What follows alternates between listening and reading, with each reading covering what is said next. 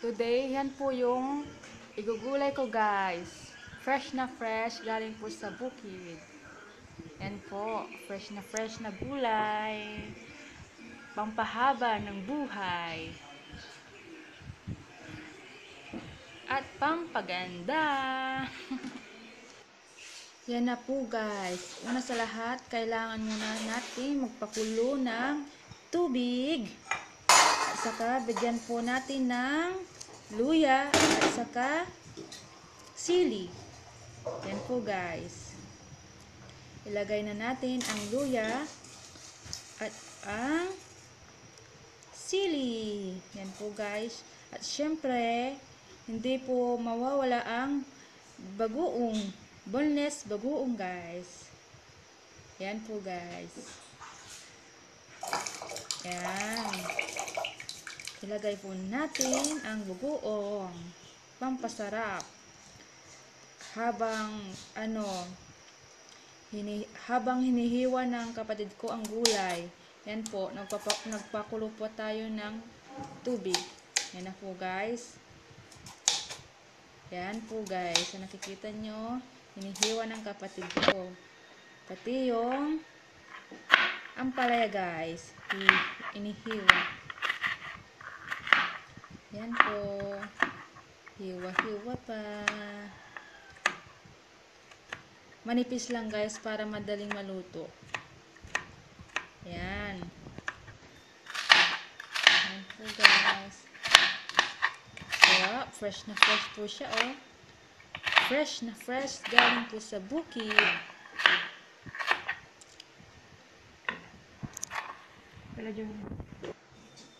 Yan na po guys. Tapos nang nahiwa. Yan. So guys, titignan natin yung pinakuluan natin. Yan, kumukulo na po siya guys. So, ilalagay na natin ang gulay. Gulay na makulay. Magulay. Makulay ang buhay. Makulay ang buhay sa sinabuang gulay.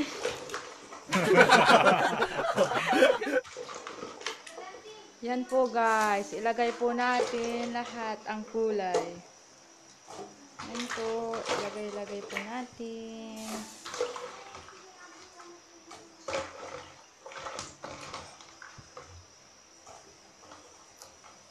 Yan. So, okay na.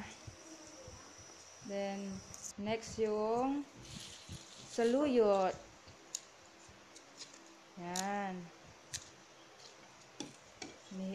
Tinatanggal ng kapatid ko kasi pag maluto na yung pag malambot na yung mga gulay, ilalagay po natin yan ang saluyot. 'Di ba? Ganyan lang. Galing lang po yan sa bukid. Puro libre po yan, guys. Hindi po yan pinibili. Yan po, guys. Haluin po natin. Yan. Haluin po. Then, pagkatapos guys, yan na po guys, ilagay na po natin ang magic sarap. Kunti lang guys, huwag masyadong marami. Okay? Yan, tapos ihalo-halo po natin. Yan. So yan guys, titikman na ni Jermaine yung luto ko guys.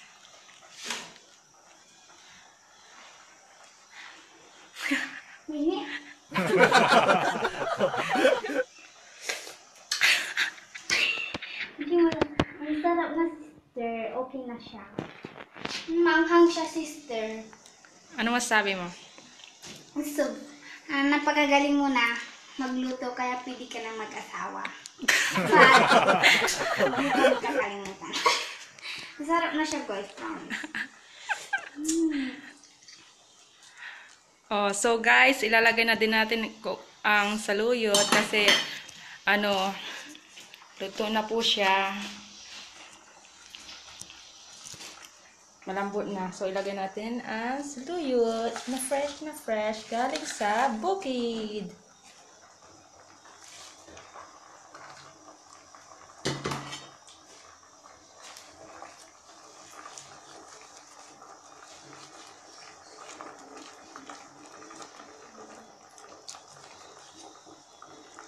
guys.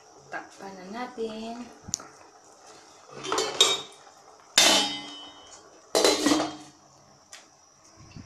Yan na po guys. Ituloy na po natin kung luto na. Yan. Kumukulo na. So, pwede na po guys. Ihalo-halo po natin siya ng konti. Yan na po guys. Luto na. Pinatayin natin yung apoy.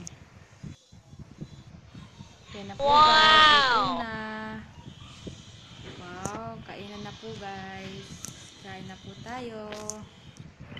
Kainan na. Yan na ang kapatid ko. Magulay. Ang cool. My sister. Ano? I like this luto mo. Sabi ko, nagustuhan ko ang kanyang luto. Oh? Oh, simple. Simple, pero masarap. Wow. Simple na sahog, pero masarap. Ang importante ay busog ang tani. Kainan na guys. Kain na po kami.